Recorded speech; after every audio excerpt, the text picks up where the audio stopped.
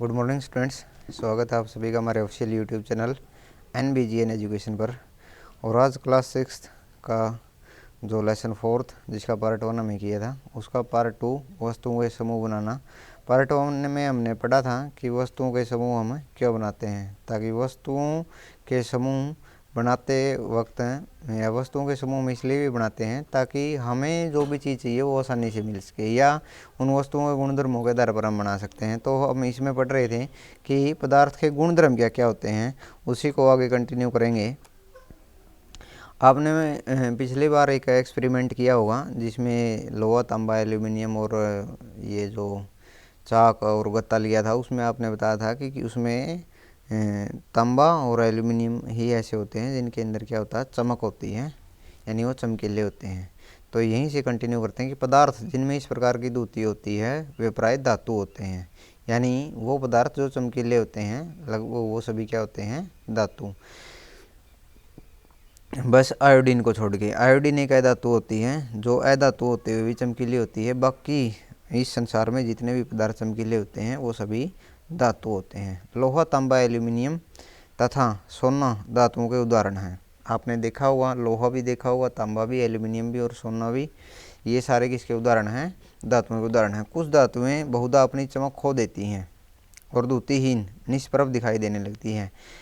क्यों ऐसा कारण क्या होता है कि उनके ऊपर वायु तथा नमी की अभिक्रिया में कारण होता है। आप देखते होंगे कि लोहा भी कई बार क्या होता है कि जब वो नया लेके खरीद के लेके आते हैं तब चमकीला होता है, या जो चांदी है वो भी चमकीली होती है, लेकिन काफ़ी समय बाद वो क्या हो जाती है, उसके ऊपर अन्य रंग की परत चढ़ जाती है। और ऐसा क्यों होता है, क्योंकि वायु और नमी की अभिक्रिया के कारण।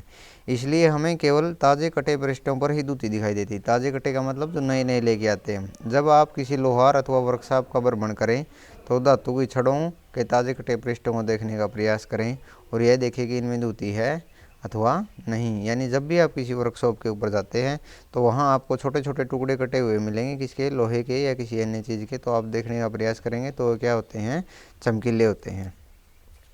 दूसरा जो पदार्थ का गुण होता है वो होता है हार्डनेस, यानी कठोरता। और जितनी भी धातुएं होती हैं लगभग सभी ही कठोर होती हैं, किसको छोड़ के, सोडियम और पोटासियम को छोड़ के। ये क्या होती हैं आपकी, ये चाकू से भी काटी जा सकती हैं। इसके अतिरिक्त भी हम देखते हैं क्या लिख रखे है। जब आप विभिन्न पदार्थों को अपने हाथों से दबाते हैं तो उनमें कुछ को दबाना कठिन होता है और कुछ को आसानी से दबाया जा। संपीड़न का मतलब होता है जिसको दबाया जा सके, संपीड़ित किया जा सके, यानी उसके आयतन को घटाया जा सके। धातु की एक चाबी लीजिए था, इसमें लकड़ी, एल्यूमिनियम, पत्थर का टुकड़ा, कील, मोमबत्ती, चाक या कोई अन्य पदार्थ या वस्तु के पृष्ठों को खरोचने का प्रयास कीजिए। आप कुछ पदार्थों को आसानी से खरोच सकते हैं जबकि कुछ अन्य पदार्थों को इतनी आसानी से नहीं खरोचा जा सकता। यानी जिस पदार्थ को खरोचा जा सकता है उनको संपीड़ित किया जा सकता है, वो कोमल पदार्थ होते हैं, और जिनको नहीं खरोचा जा सकता वो संपीड़ित करना उनको कठिन होता है और वो कठोर पदार्थ कहलाते हैं। उदाहरण के लिए रुई अथवा स्पंज कोमल है जबकि लकड़ी कठोर है। दिखावट में पदार्थों के विभिन्न गुण हो सकते हैं, जैसे द्युति। द्युति का मतलब होता है चमक। कठोरता, कठोरता मतलब हार्डनेस, यानी वो कोमल है या कठोर है।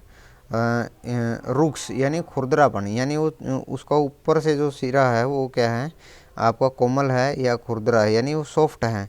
अथवा चिकना, या तो वो खुरदरा होगा या चिकना होगा। क्या आप अन्य पदार्थों के गुणों के बारे में सोच सकते हैं जो किसी पदार्थ की दिखावट का वर्णन करते हैं? तो इसके अतिरिक्त जो गुण होते हैं वो क्या होते हैं, विलेय अथवा अविलेय। विलेय क्या होता है, सबसे पहले देखो विलियन क्या होता है। विलियन होता है जिसको हम इंग्लिश में क्या बोलते हैं, सॉल्यूशन। सॉल्यूशन यानी जिसके अंदर चीज़ें घुल सकती है उसे बोलते हैं विलियन, और जो चीज़ें घुल जाती है उसे बोलते हैं विलेय। अब जो चीज़ें घुल जाती है उन्हें बोलते हैं विलेय, और जो नहीं घुलती उन्हें क्या बोलते हैं, अविलेय। उदाहरण के लिए जैसे हम क्या लेते हैं, पानी का यदि एक गिलास लें और उसके अंदर चीनी डालने का प्रयत्न करें तो चीनी को जैसे ही हम थोड़ी देर तक हिलाएंगे उस गिलास को तो चीनी आराम से घुल जाएगी, नमक भी आराम से घुल जाएगा। यदि उसी के अंदर क्या लें हम, यदि उसी गिलास के अंदर रेत लें तो आप जितना मर्जी उसको हिलाते रहिए लेकिन वो कभी भी घुलेगा नहीं। तो इसलिए वो पदार्थ जो पानी के अंदर आसानी से घुल जाते हैं उन्हें हम बोलते हैं विलेय पदार्थ, और जो पदार्थ पानी के अंदर आसानी से या पानी के अंदर नहीं घुलते उन्हें क्या बोलते हैं, अविलेय पदार्थ। इसकी आप अच्छे प्रकार से सारणी भी बना सकते हैं यदि आप बनाना चाहें तो। क्या कौन से पदार्थ विलेय हैं और कौन से पदार्थ हैं अविलेय हैं। आप ये पाएंगे कुछ पदार्थ जल में पूर्णतः लुप्त हो जाते हैं अथवा घुल गए हैं, विलीन हो गए हैं, उन्हें कहते हैं ये पदार्थ जल में विलेय होते हैं, यानी वो घुल जाते हैं। और जो पदार्थ जल में विलेय नहीं होते यानी नहीं घुलते उन्हें क्या बोलते हैं अविलेय पदार्थ बोलते हैं। अन्य पदार्थ जल के साथ मिश्रित नहीं होते, काफ़ी समय तक गिलास में विलोड़ित करने पर यानी घोलने पर भी जल में लुप्त नहीं होते, ये पदार्थ जल में अविलेय हैं।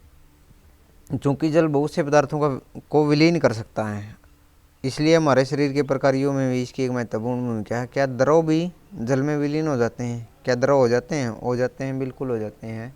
जैसे आपने द्रव देखा होगा, दूध होता है वो जल में विलीन हो जाता है आसानी से, तो द्रव भी जल में विलीन हो सकते हैं। सिरका, नींबू वगैरह, सरसों का तेल, नारियल का तेल, इनको आप देखोगे तो इसके अंदर कई पदार्थ ऐसे होते हैं जो जल में घुल जाते हैं, और कुछ पदार्थ ऐसे होते हैं जो जल में नहीं घुलते। उदाहरण के लिए जो सिरका होता है, जो नींबू का रस होता है, ये दोनों के दोनों क्या होते हैं, इनका भली भांति मिश्रण हो जाता है किसके अंदर है, जल के अंदर। लेकिन सरसों का तेल, नारियल का तेल, मिट्टी का तेल, ये क्या होते हैं, ये जल के अंदर अविलेय होते हैं। केरोसिन का तेल, ये भी जल के अंदर क्या होता है, अविलेय होता है। ये कभी भी नहीं घुलते, ये जल के अंदर जल के ऊपर तैरते रहते हैं।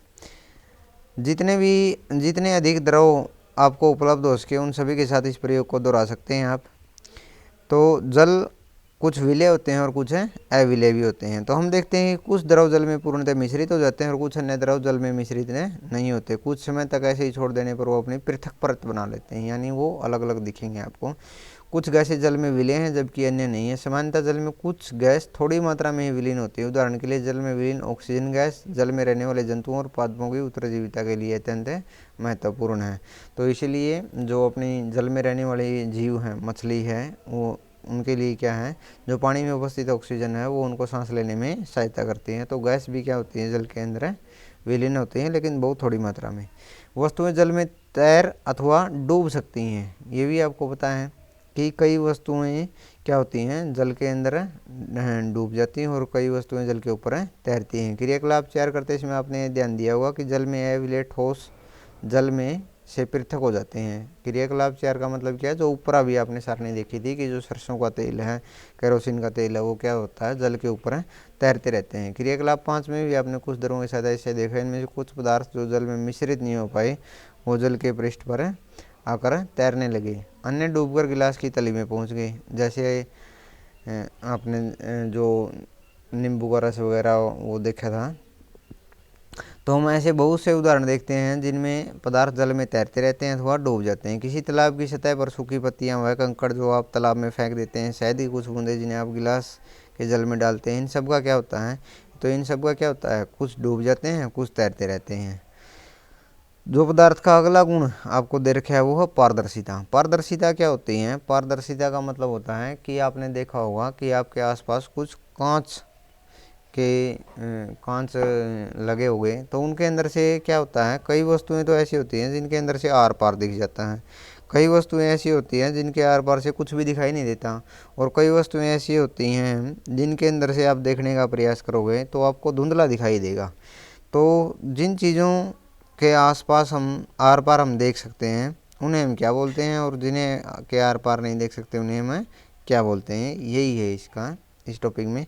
तो आपने लुका छिपी का खेल खेला होगा, उन स्थानों के बारे में विचार करिए जहां आप खेलते समय छिपना चाहेंगे ताकि आप दूसरों को दिखाई ना दे। क्योंकि यदि आप दिख गए तो खेल इसी का होता है कि दिखाई नहीं देना चाहिए व्यक्ति। क्या आपने कभी शीशे की खिड़की के पीछे छिपने का प्रयास किया है? स्पष्ट रूप से नहीं। क्यों? क्योंकि ऐसा करने पर मित्र जो आपका ढूंढ रहा है वो आर पार उसको दिख जाएगा। तो उन पदार्थों अथवा सामग्री जिनसे होकर वस्तुओं को देखा जा सकता है उन्हें क्या बोलते हैं, हमें पारदर्शी। यानी जिन वस्तुओं के आर पार देखा जा सकता है उन्हें हम क्या कहते हैं, पारदर्शी कहते हैं। उदाहरण के लिए कांच, जल, वायु, कुछ प्लास्टिक पारदर्शी पदार्थों के उदाहरण है। प्राय दुकानदार बिस्किट, मिठाइयाँ, अन्य खाद्य पदार्थों जो कांच अथवा प्लास्टिक के पारदर्शी पात्रों में रखना अधिक पसंद करते हैं ताकि जो बच्चे हैं या जो खरीदार हैं इन चीज़ों को आसानी से देख सकें और उन्हें खरीद सकें। इसके विपरीत कुछ पदार्थ ऐसे भी हैं जिनसे होकर आप वस्तुओं को नहीं देख सकते। उदाहरण के लिए उन्हें क्या बोलते हैं, हमें अपारदर्शी। उदाहरण के लिए क्या है, जैसे लकड़ी के जितने भी चीज़ें बनी होती हैं उनके आर पार हमें नहीं देख सकते। गत्ता है, लकड़ी के बॉक्स है, तो धातु के पात्र हैं, इनके भीतर क्या रखा है ये हम नहीं देख सकते, तो इन्हें क्या बोलते हैं, हमें अपारदर्शी वस्तुएं बोलते हैं।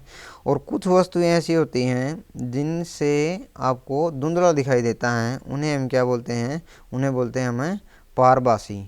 तो कई बार यदि आप देखने का प्रयास करें कि एक जो अपना कॉपी का पेज होता है उसको यदि थोड़ा सा बालों के ऊपर रगड़ें तो उससे क्या हो जाएगा, तेल उसके साथ चिपक जाता है, और बल्ब की तरफ देखने का प्रयास करें तो वो आपको धुंधला दिखाई देगा।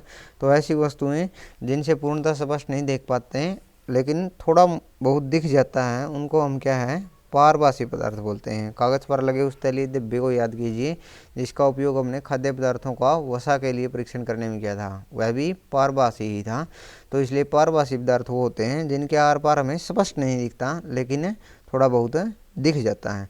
अतः पदार्थों को अपारदर्शी, पारदर्शी और पारदर्शी के रूप में बांट सकते हैं। पहले किसी अंधेरे वाले स्थान पर टॉर्च के कांच को हथेली से ढकने का सुझाव देती हैं। टॉर्च को स्विच ऑन करके हथेली के दूसरी ओर परीक्षण कीजिए तो आप क्या देखेंगे, वह जानना चाहती है कि आपकी हथेली पारदर्शी है, अपारदर्शी या पारभासी है। तो आप देखेंगे कि हथेली के उस पार थोड़ी सी लाइट आ रही है, यानी वो क्या है, ना ही तो पारदर्शी ना ही तो आर पार दिख रहा है उसके, ना ही वो अपारदर्शी है, बिल्कुल भी नहीं दिख रहा, वो क्या है, आपकी पारभासी है। तो हमने सीख लिया कि पदार्थों को अपनी भिन्न भिन्न दिखावट होती है, इनके जल अथवा अन्य द्रव्यों में मिश्रित होने के डंग भी भिन्न भिन्न होते हैं। वे जल में तैर अथवा डूब सकते हैं, पारदर्शी, अपारदर्शी और पारभासी हो सकते हैं। पदार्थों का समूहन उनके गुणों में समानताओं और विभिन्नताओं के आधार पर किया जाता है, यानी पदार्थ जिनके गुण एक जैसे होते हैं उनको एक समूह में रखा जाता है और जिसके गुण भिन्न होते हैं उसको अलग समूह में रखा जाता है। हमें पदार्थों को समूह में रखने की आवश्यकता क्यों पड़ती है, क्योंकि दैनिक जीवन में हम पदार्थों का प्रयोग करते हैं और कौन सा पदार्थ कहाँ रखा है ये या उसका भंडारण करते हैं कि ये पदार्थ कहाँ रखना है, ये जिनके गुण धर्म सेम होते हैं उनको हम एक जगह पर रख देते हैं और जिसके गुण धर्म अलग अलग होते हैं उनको हम अलग जगह पर रख देते हैं। इसलिए दैनिक जीवन में हम प्राय पदार्थों को अपनी सुविधा के लिए प्रयोग करते हैं। घर में हम अपनी वस्तुओं का भंडारण समानता इसी प्रकार से करते हैं कि एक जैसी वस्तुएं एक साथ रखी हों। इस प्रकार की व्यवस्था द्वारा हम आसानी से उनका पता लगा लेते हैं। इसी प्रकार से उदाहरण भी दिया कि कोई पंसारी प्राय सभी प्रकार के बिस्कुटों को अपनी दुकान के एक कोने में रखता है, सभी साबुनों को अन्य स्थान पर, जबकि अनाज और दालों को भंडारण किसी अन्य स्थान पर करता है। तो इसी प्रकार से वस्तुओं का हम क्या करते हैं, समूह बनाते हैं। तो इसी प्रकार से बच्चों हमने सीखा कि पदार्थों को किस प्रकार से हम समूह बना सकते हैं, उनको आसानी से एक पदार्थ से दूसरे पदार्थ से अलग कर सकते हैं, उनके दिखावट के आधार पर, उनके बनावट के आधार पर, उनकी आकृति के आधार पर, उनके गुणधर्म के आधार पर। तो ये है अपना लेसन 4, पदार्थों को समूह में व्यवस्थित करना।